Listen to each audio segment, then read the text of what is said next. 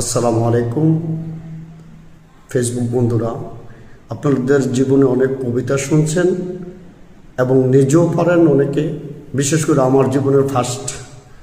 আজকে আমি একটি ভালো কবিতা শোনার জন্য আমার ছোট বোনের কাছে আমি আসছি।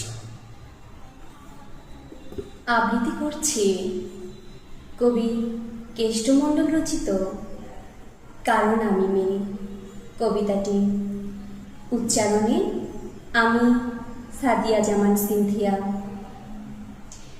যেদিন আমি প্রথম আলো জেলে ধরাতে এলাম, এসেই জানলাম না, আলো নয়, অন্ধকার নিয়ে জন্মেছি। কারণ আমি মেয়ে বলে মা তো ভয়েই সেটিয়েছিল বিছানার এক পাশে। বাবা দুদিন আমার মুখ দর্শন করেননি আমি মেয়ে বলে। ঠাম্মি মুখ বেঁকিয়ে পাড়ায় পাড়ায় বলে বেড়ালো, কি আবার হবে, খরচের জোগাড় হয়েছে আবার। সতিকা ঘরে টিম টিম করে জ্বলা আলোয় শুধু মা আমাকে দু চোখ ভরে দেখে বলতো, কেন এলি তুই শুধু আমার যন্ত্রণা বাড়াতে?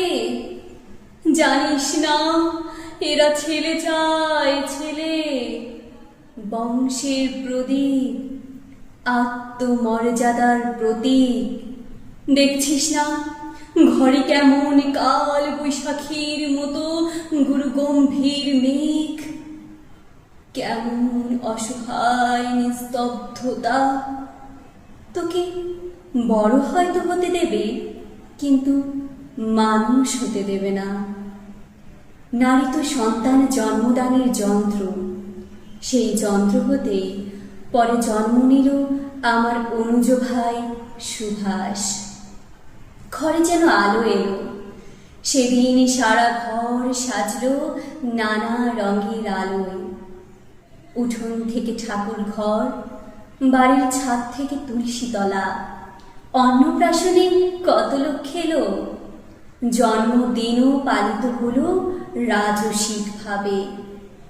কিন্তু আমার বেলায় থাক, না বলাই ভালো। আমি মেয়ে বলে স্কুলের গণ্ডিতেই শেষ হলো আমার জীবন। উচ্চশিক্ষা কি দরকার আমার? একদিন তো পরের ঘরেই ভাই বড় হলো, উচ্চশিক্ষা পেল।